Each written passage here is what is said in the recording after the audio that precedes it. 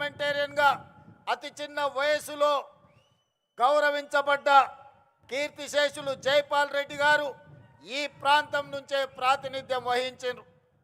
ఆ జైపాల్ రెడ్డి గారిని రాజకీయాల్లోకి రావాలి, శాసనసభ్యుడిగా పార్లమెంట్ సభ్యుడిగా రాణించాలి, రాష్ట్ర కేంద్ర ప్రభుత్వాలలో ప్రతిపక్షంలో రాణించాలి అని ఆయనకు తోడుండి రాజకీయంగా జైపాల్ రెడ్డి గారి ఎదుగుదలను తన చేతుల మీదుగా నడిపించిన ధ్యాప గోపాల్ రెడ్డి గారు మన మండల వాసి, గుడియాన్పల్లి వాసి.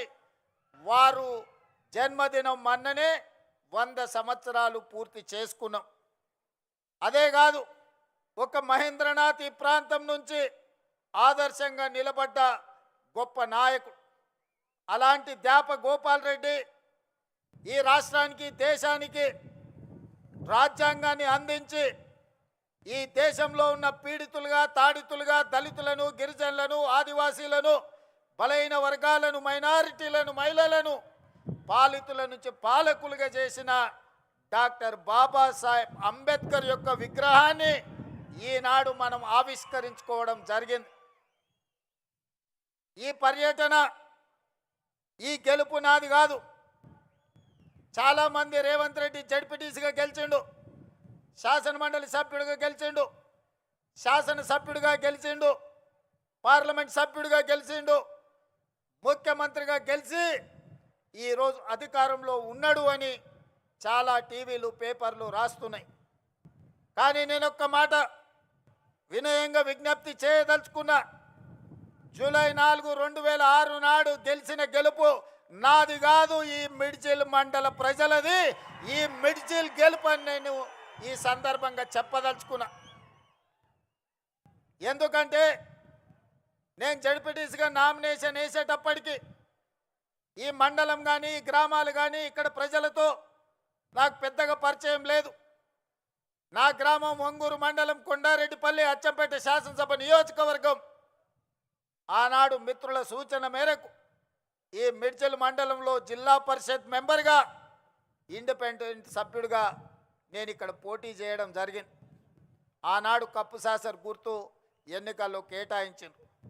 కానీ అదే ఇక్కడ డాక్టర్ వైఎస్ రాజశేఖర రెడ్డి గారు మిత్రుడు రబ్బానీని జడ్పీటీసీ సభ్యుడిగా పెట్టి జిల్లా పరిషత్ చైర్మన్ చేయడానికి ఒక కాంగ్రెస్ సీనియర్ నాయకుడిని, జిల్లా పరిషత్ చైర్మన్ కాగలిగిన అభ్యర్థిని ఇక్కడ ఎన్నికల్లో పెట్టినా ఆనాడు మీరేం ఆలోచన చేసిండ్రో, ఆనాడు ఎందుకు మీరందరూ ఉప్పెనై నిర్ణయం తీసుకున్నారో, ఆనాడు ఒక యువకుణ్ణి మొదటిసారి మీ గ్రామాలకు, మీ ఇంటికి వచ్చిన ఒక యువకుని జిల్లా పరిషత్ మెంబర్గా మీరు ఆశీర్వదించిండ్రు అని అంటే మీ ఆలోచనలు, మీ నిర్ణయం గొప్ప నిర్ణయం అని చెప్పి ఈరోజు నిరూపించబడ్డది.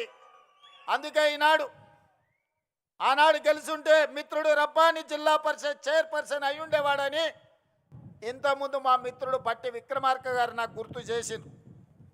నేను ఉప ముఖ్యమంత్రి గారికి ఒక సూచన చేస్తున్నా. నా వల్ల ఎవరికైనా ఎంతో కొంత సాయం కావాలి, నా వల్ల ఊరుకు, మండలానికి ప్రయోజనం చేకూరాలి, నా వల్ల ఎవరికి నష్టం, కష్టం రాకూడదనేదే నా ఆలోచన, నా ఆశయం. అందుకే ఉప ముఖ్యమంత్రి గారికి, జడ్చర్ల శాసనసభ్యుడికి, పార్లమెంట్ సభ్యుడు మల్లు రవి గారికి ఒక విజ్ఞప్తి చేస్తున్నా. ఆనాడు నా మీద ఓడిన రబ్బానికి ఈనాటి ప్రభుత్వంలో ఒక మంచి బాధ్యత ఇవ్వండి.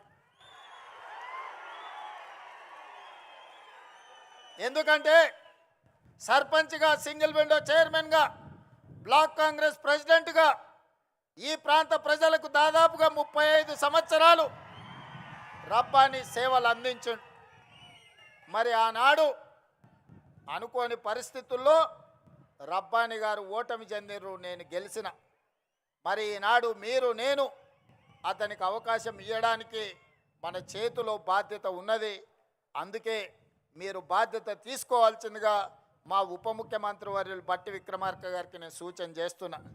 అదేవిధంగా మిత్రులారా, ఆనాడు జడ్పీటీసీగా నాతో పాటు పనిచేసిన ఎంపీటీసీలు, సర్పంచులు వాగులు దాటడానికి, వాగుల్లో ఇసుక దొంగలిస్తుంటే వాగులు దాటేటప్పుడు మనుషులు కొట్టుకుపోయి చచ్చిపోయినారు.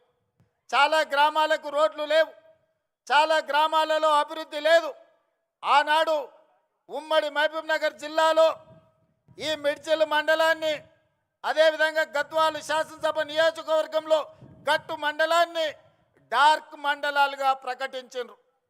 డార్క్ మండలాలంటే 360 డిగ్రీస్ వెనుకబడి విద్య కానీ, వైద్యం కానీ, తాగునీరు కానీ, సాగునీరు కానీ, విద్యుత్తు కానీ ఎలాంటి సౌకర్యాలు లేని అత్యంత వెనుకబడిన ప్రాంతాలను డార్క్ మండలాలుగా, భూమిలో ఉండే నీళ్లు కూడా అందుబాటులో లేని మండలాలను డార్క్ మండలాలుగా ప్రకటించారు.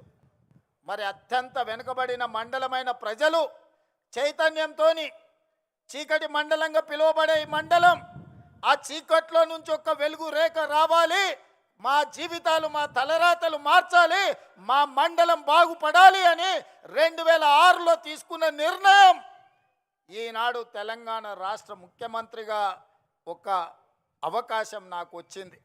మరి మండలానికి కృతజ్ఞత చెల్లించాల్సిన బాధ్యత నా మీద లేదా? అందుకే సహచర మంత్రివర్గ సభ్యుల్ని అనుమతి తీసుకొని ఈ మండలంలో ప్రతి గ్రామానికి అభివృద్ధి చేరాలి.